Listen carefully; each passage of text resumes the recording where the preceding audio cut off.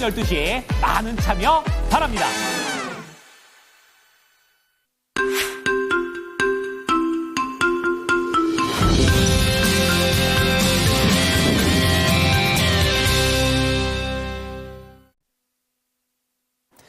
뉴욕 증시가 저가 매수세를 통해서 3대 지수 일제히 오랜만에 급등하면서 거래를 마쳤습니다. 자, 그런 가운데 오늘도 개장 전 보셔야 될 뉴스 체크를 해보죠. 자, 첫 번째 소식은요, 완성차 소식입니다. 좋지 않네요. 이 한국 자동차 생산이 세계 7위로 하락을 하게 되고 있습니다. 지금 바깥쪽보다는 안쪽 내수의 부진 여파다라고 하고 있는데요. 관련된 내용도 자세하게 보고요.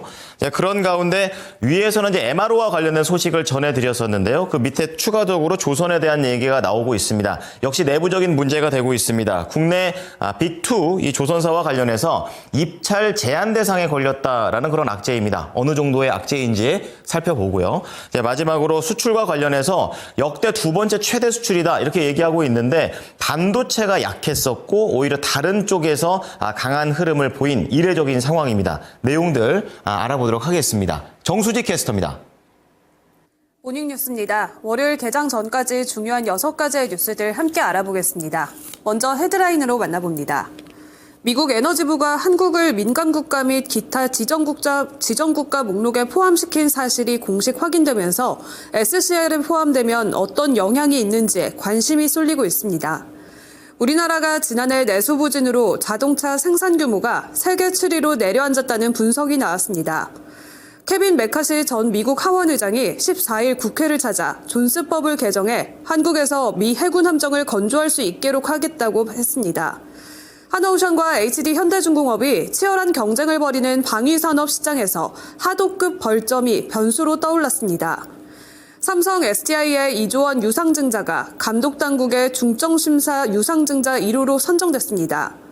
지난달 ICT 분야 수출액이 역대 2월 중 두 번째로 높은 실적을 기록했습니다.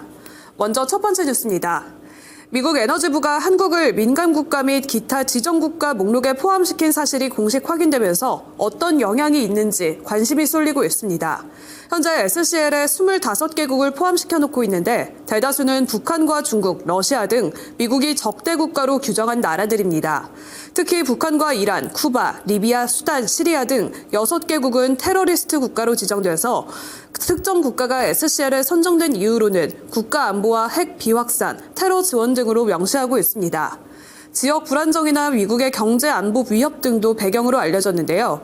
즉 미국이 자국의 국가 안보에 위협이 되는 국가들을 지정해서 특별히 관리하고 있다는 뜻입니다. SCL 목록에 오른 국가의 국민들은 DOE의 원자력과 핵무기 기술, 인공지능과 같은 첨단 기술 등에 접근하는 것과 미국과의 연구 협력과 기술 공유 등에서 제한을 받게 됩니다. 다만 SCL도 안보 위협 수준의 경중에 따라서 몇 개의 범주로 나눠서 분류하고 있는 것으로 알려졌는데요.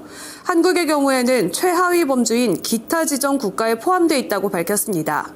DOE는 한국이 목록에 오른 시점을 트럼프 2기 행정부 출범 전인 올해 1월 초라면서 전임 조 바이든 행정부에서 한국을 목록에 추가시켰다고 밝혔습니다.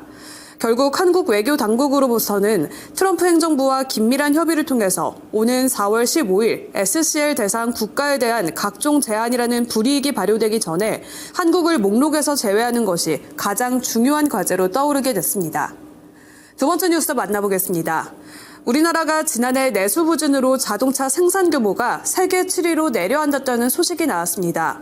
지난해 세계 자동차 생산은 전년 대비 0.5% 감소한 9,395만 대로 2020년 코로나19에 따른 생산 급감 이후 처음으로 감소 전환한 것으로 나타났습니다.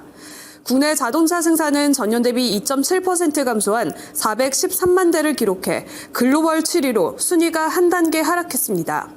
한국의 수출 대수는 증가했지만 내수 판매가 2013년 이후 최저치인 163만 5천 대로 6.5% 줄면서 생산 규모 역시 줄어들었습니다. 보고서는 한국의 자동차 산업이 내수 한계와 글로벌 경쟁 심화로 인해서 기반 자체가 위협받고 있다고 우려했는데요. 국내 자동차 시장은 잠재 수요가 적어서 올해 내수가 전년 대비 회복세를 보이더라도 생산 확대의 효과는 크지 않을 것이란 분석이 나오고 있습니다. 또 올해는 중국 업계의 세계 시장 지배력 강화와 함께 미국의 관세 부과 가능성 역시 수출의 감소 요인으로 작용할 수 있는데요. 특히 미국의 관세 정책은 완성차 기업을 포함한 국내 제조기업들의 해외 생산과 투자 확대를 가속화할 것이란 전망도 나오고 있습니다. 글로벌 경쟁력 약화로 작용할 수 있기 때문에 전후방 산업의 주가 역시 체크를 해보셔야겠습니다. 세 번째 뉴스 만나보겠습니다. 트럼프 대통령의 측근인 케비 메카시 전 하원 의장이 14일 국회를 찾아서 존스법 개정에서 한국에서 미국의 해군 함정을 건조할 수 있도록 하겠다고 말했습니다. 우리 측이 먼저 한미 조선업 협력 강화를 제안했고 이에 메카시 전 의장은 현재 존스법상 해외에서 선박 건조를 하지 못하게 돼 있다며 이 법을 수정해서라도 한국에서 선박을 건조할 수 있게 할 것이라고 화답했습니다. 존스법은 미국 내에서 운항되는 선박은 반드시 미국에 위치하거나 미 국민이 소유 운영하는 항구 시설에서 건조돼야 한다는 게 골자입니다. 트럼프 대통령이 지난해 윤석열 대통령에게 먼저 MRO 사업 등 조선업 협력을 제안한 가운데 메카시 전 의장이 법 개정을 거듭 약속하면서 우리 조선 기업들에게는 미 선박을 건조할 기회가 조만간 열릴 것이란 기대가 나오고 있습니다. 조선 관련주들의 흐름도 체크를 해보셔야겠는데요. 이 중에서는 하나오션의 최근 주가 흐름 살펴보겠습니다. 한미 간 최대 수혜주로 떠오르면서 조선주가 최근 밸류에이션 대비 고평가 우려가 커지고 있습니다. 하나오션 역시 줄곧 우상향 흐름을 보여왔는데요. 올해 들어서 하나오션의 주가는 1년여 만에 250% 넘게 급증을 했습니다. 조선 업종은 올해 꾸준히 미국과의 연계가 부각될 것으로 보고 있는데요. 최고가 87,200원 이후 소폭의 조정 흐름을 보이면서 전거래일 종가는 74,300원에 마감을 했습니다. 뉴스까지 체크를 해보시면 좋을 것 같습니다. 다음 뉴스 만나보겠습니다. 한편 한국형 차기 구축함 사업을 놓고 치열한 경쟁을 벌인 HD현대와 하나오션이 정작 입찰에 참여하지 못할 수 있다는 주장이 제기됐습니다. 공정거래위원회가 두 조선사의 하도급 벌점에 대한 소명을 통보했는데요.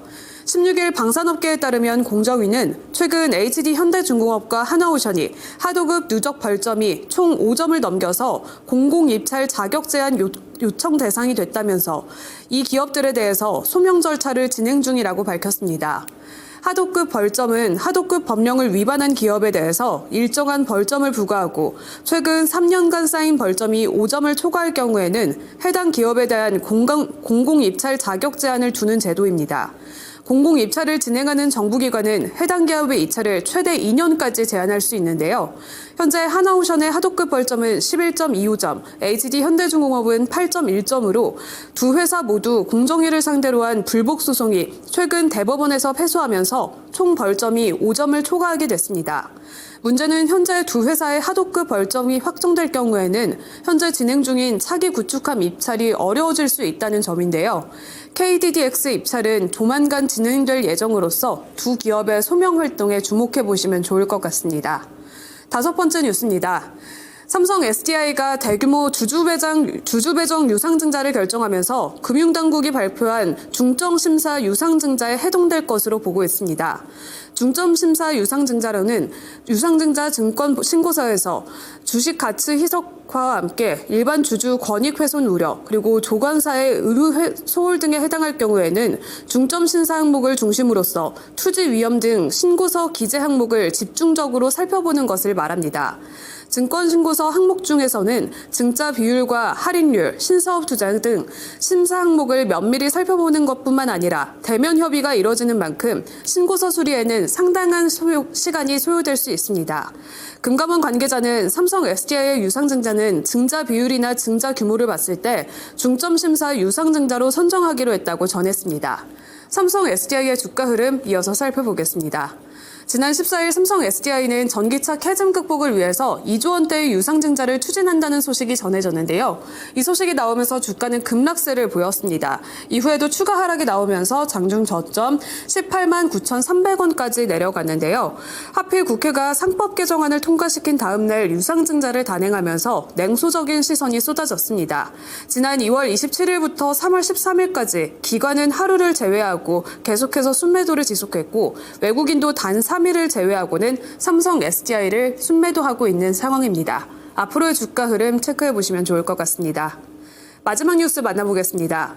2월 정보통신산업 분야 수출액이 1년 전보다 늘어나면서 역대 2월 중에서 두 번째로 높은 실적을 달성했습니다. 다만 범용 메모리 반도체 단가 하락 등의 여파에 따라서 1월까지 15개월 연속 증가세를 보였던 반도체 수출은 감소로 돌아섰습니다. 16일 2월 ICT 수출입 동향에 따르면 수출액은 167억 1천만 달러로 1년 전보다 1.2% 증가했습니다.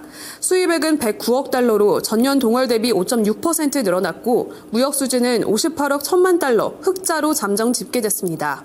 역대 6월 중에서 두 번째로 높은 실적으로서 전월 감소세에서 반등한 결과로 ICT 분야 수출 회복세가 나타났다는 설명이 나오고 있습니다. 휴대폰과 컴퓨터, 주변 기기와 통신 장비 수출은 크게 증가했지만 반도체나 디스플레이 수출은 줄어든 것으로 나타났습니다. 이상 6가지 모닝뉴스 전해드렸습니다.